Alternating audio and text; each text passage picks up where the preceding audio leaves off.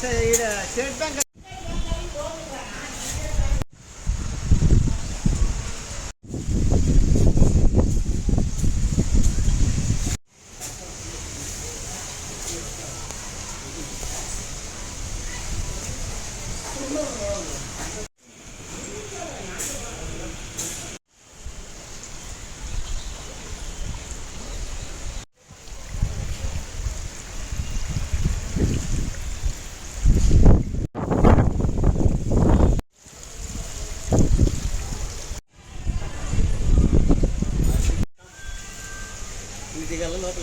ఏంటి అవసరమా?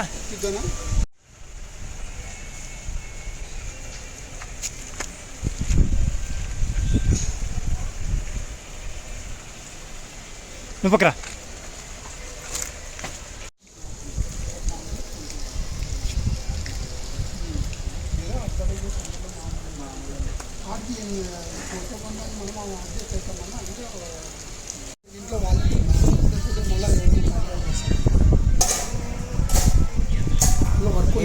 అట్లా కాదు.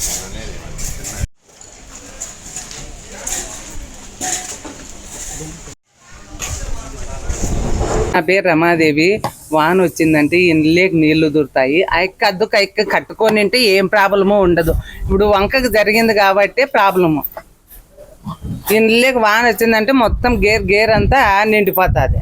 అది పగలగొట్టాలి సార్. ఎందుకు మున్సిపాలిటీ పగలగొట్టాలి. కంప్లైంట్ ఇచ్చినాం సార్ మేము. వాళ్ళు వచ్చి సర్దుకొని కట్టుకోరమ్మా అది ఇది అన్నారు. ఆయమ్మ అట్లా చేయలే కదా సార్. ఆయమ్మ సర్దుకొని ఏం కట్టమంటుంది. రేపొద్దు ఇండ్లేకి నీళ్ళు వస్తాయి కదా వాన వచ్చిందంటే. అదేందో మొదట్లోనే ఎక్క చేసుకొని నేనంటే ఇంత రిస్క్ ఉండదు కదా. చెప్పినాం సార్, చెప్పినా కానీ వినలేదు వాళ్ళు. మొత్తం గేర్ అంతా చెప్పినారు. అక్కడ నువ్వు సర్దుకొని నీ అద్దుకు నీకు ఎంత ఉందో అంత కట్టుకో అని గేర్ అంతా చెప్పినారు. లేదు ఏడా లేదు, వాళ్ళది కదా వీళ్ళది కదా వంక కదా మీకేం సంబంధము అని అనింది. పొంగి పొర్లితే మొత్తం అంతా మేము బురదలో ఎదురాడారు సార్. మేము ఏం తెలియదు దాని సమస్య. వాళ్ళు చేసిండేది అంతా కలిసి కట్టుకున్నాము కూడా. అది వాళ్ళు మొత్తం అంతా ఆక్రమించి కట్టుకున్నారు. అది వాళ్ళు తీసేస్తే మేము మళ్ళీ గోడ కట్టుకున్నాం. ఏ ప్రాబ్లం ఉండదు. అక్కడ ఆయిల్ సాయిబి ఆయన పేరు రెడ్డి ఆయన పేరు.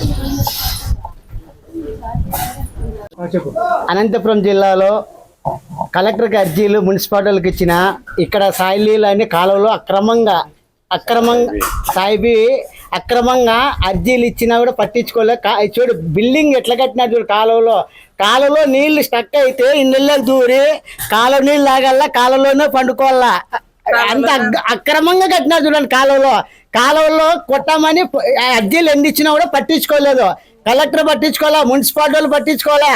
దాని అధికారులు అందరూ కూడా పదవులు ఉండేని అక్రమంగా కట్టాలా చెప్పండి సార్. కాలువలో అక్రమంగా ఎన్ని అడుగులు కట్టినారు చూడండి. కాలువలో చూసి మాట్లాడండి సార్. ఎన్ని అర్జీలు వచ్చినా కూడా కంప్యూటర్లు రావు. నీకు ఎలా అంటారు అంటే కాలువ నీళ్ళు ఇళ్ళకి రానా, ఇందులో పిల్లలు పుట్టు వస్తాయి.